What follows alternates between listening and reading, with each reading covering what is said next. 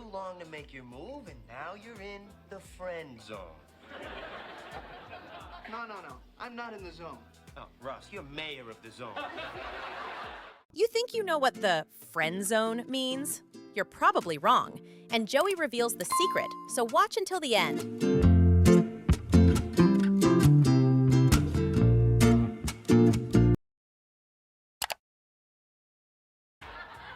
Because you waited too long to make your move, and now you're in the friend zone. No. I'm not in the zone. Oh, Ross, you're mayor of the zone. Waited too long to make your move, and now you're in the friend zone. In the friend zone. Welcome to one of the most famous modern idioms. Being in the friend zone means you have romantic feelings for someone who only sees you as a friend. It's a frustrating place to be, where you're close, but not in the way you want. This phrase perfectly captures that feeling of unrequited romantic interest. He tried to ask her on a date, but she said she valued their friendship too much. He's officially in the friend zone. It shows a situation where someone's romantic advance is politely rejected, defining the relationship as purely platonic. Not in the zone. Oh, Ross, you're mayor of the zone. Mayor of the zone. This is a hilarious and creative exaggeration of being in the friend zone. By calling Ross the mayor of the zone, Joey is sarcastically saying he's not just in the zone, he's the most prominent long-term resident. It's a witty way to emphasize that he's hopelessly stuck in the role of just a friend. A perfect piece of advanced, playful slang. After helping his crush move apartments for the third time without a single date, his friends joked he was the mayor of the friend zone. It humorously describes someone who is so deeply entrenched in a non-romantic friendship that it seems like an official position.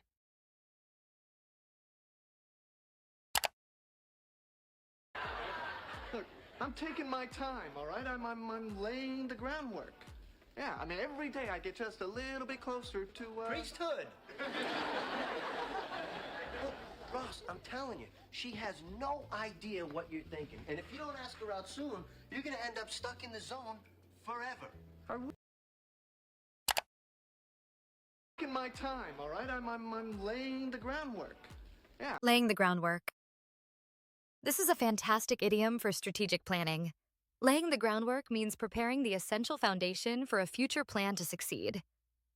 Ross isn't asking Rachel out directly. Instead, he believes he's building a solid base for their relationship first. It's used in business, relationships, and any long-term project. Before launching the new product, the team spent months laying the groundwork by researching the market and building hype online.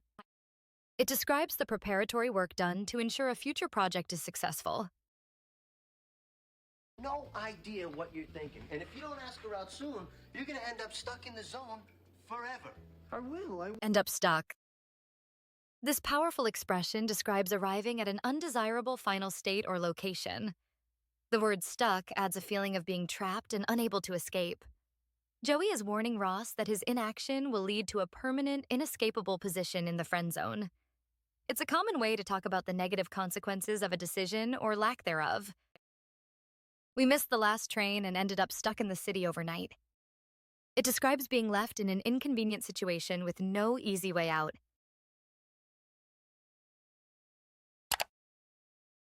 So you do know a little English.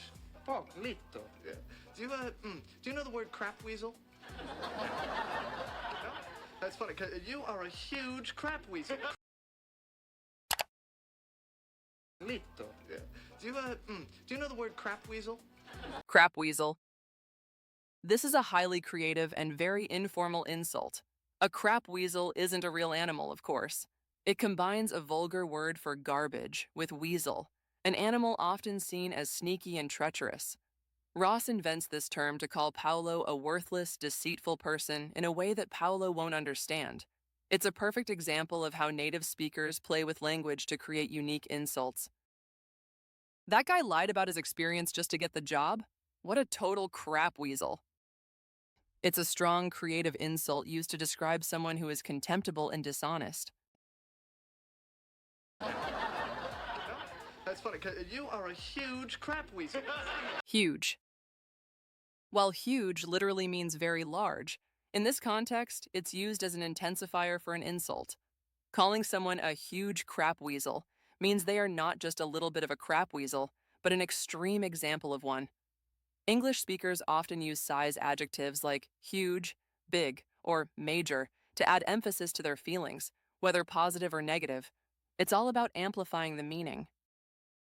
She's a huge fan of old movies. It means she is a very enthusiastic and devoted fan, not that she is physically large.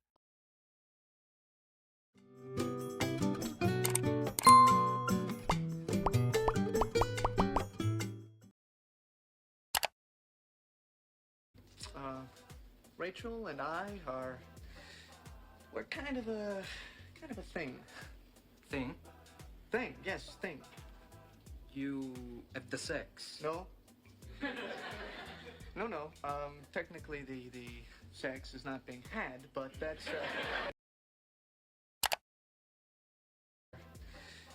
we're kind of a thing. A thing. This is a brilliant, vague term for a developing romantic relationship. When you say two people are a thing, it implies they are more than friends, but maybe not yet an official couple. It perfectly captures that ambiguous stage of dating. Ross uses it here to suggest a level of seriousness with Rachel that doesn't actually exist, making it both strategic and a bit deceptive. I saw them leaving the party together. Are they a thing now? It's an informal way to ask if two people are romantically involved. No. Technically the sex is not being had, but that's, Is not being had. This is a very formal and indirect way to talk about not having sex. By using the passive voice, is not being had, Ross creates distance from the topic, making it sound more clinical and less personal. It's a euphemism, a polite way of saying something that might be awkward or direct. He is trying to downplay the lack of physical intimacy while still claiming a special connection to Rachel. During the formal inquiry, the committee stated that a full disclosure of events was not being had, instead of saying people were hiding the truth. This shows how passive voice can be used to state a negative fact in a formal, impersonal, and indirect manner.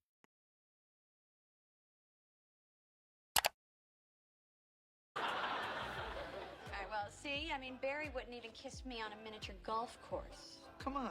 No, he said we were holding up the people behind us.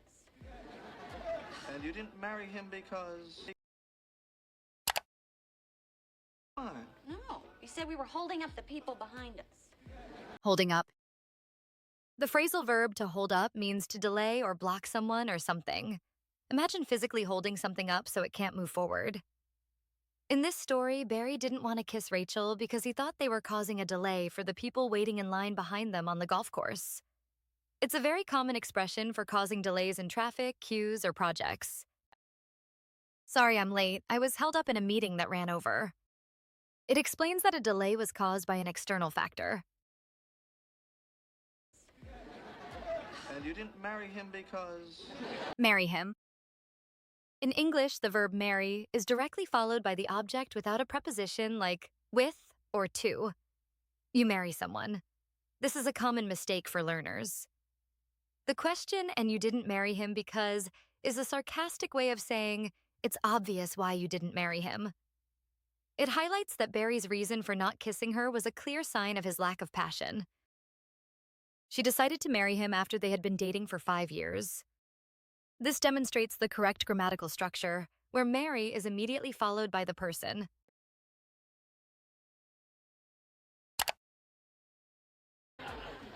You know, on second thought, gum would be perfection.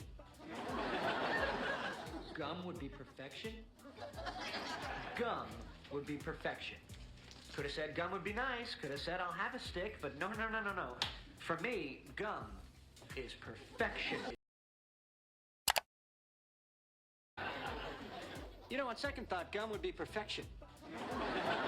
On second thought. This is a classic phrase used when you change your mind about something you just said. On second thought signals that you have reconsidered a decision. Chandler initially refuses the gum because it's not sugarless, but after realizing how awkward he is being, he changes his mind, using this phrase to reopen the conversation. It's an essential tool for smooth, natural-sounding conversations. I'll have a coffee. Actually, on second thought, I'll have a tea instead.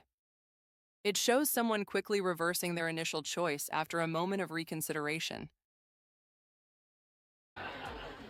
You know, on second thought, gum would be perfection. Gum would be perfection. Listen to the tone here. No one actually says gum would be perfection in a normal, casual conversation. Chandler is thinking this, and the word perfection is overly formal and dramatic. This shows his internal panic and his tendency to overthink things. He's mocking himself for trying to sound smooth, but coming off as incredibly awkward and unnatural. It's a masterful use of tone to reveal character. Instead of just saying, "Thanks, the meal was great," the overly enthusiastic food critic declared, "This dish is simply perfection." It describes using a very strong and formal word to express satisfaction, which can sometimes sound dramatic or even insincere depending on the context.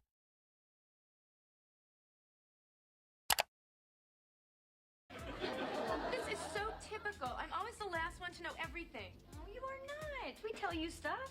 Uh-huh. I was the last one to know when Chandler got bit by the peacock at the zoo. I was the last to know when you had a crush on Joey when he was moving in. What? This is so typical. I'm always the last one to know everything. Oh, you are The last to know. This is a common expression used to show frustration about being excluded from information. When you are the last to know, it means everyone else was aware of a secret or a piece of news before you were. Monica feels left out and unimportant because she wasn't told about the fake surprise party. It's a very relatable human emotion, perfectly captured in this simple phrase. The boss was the last to know that his top employee was quitting, as everyone in the office had heard the rumor first. It highlights a situation where important information fails to reach a key person until everyone else is already aware. I was the last to know when you had a crush on Joey when he was moving in. What? Have a crush on. This is the most common and natural way to talk about having romantic feelings for someone, especially when it's a secret. The collocation is to have a crush on someone. You don't make a crush or be in a crush. This phrase perfectly describes a non-serious, often one-sided romantic attraction. Phoebe is revealing that Monica was secretly attracted to Joey, creating an awkward and funny moment. In high school, I had a huge crush on the captain of the soccer team, but I was too shy to ever talk to him. It describes a strong but often unspoken romantic infatuation with someone. Hope you learned something cool today with English by Movie. Hit like, subscribe for more, and let's chat in the comments. Don't miss what's coming next. Bye for now.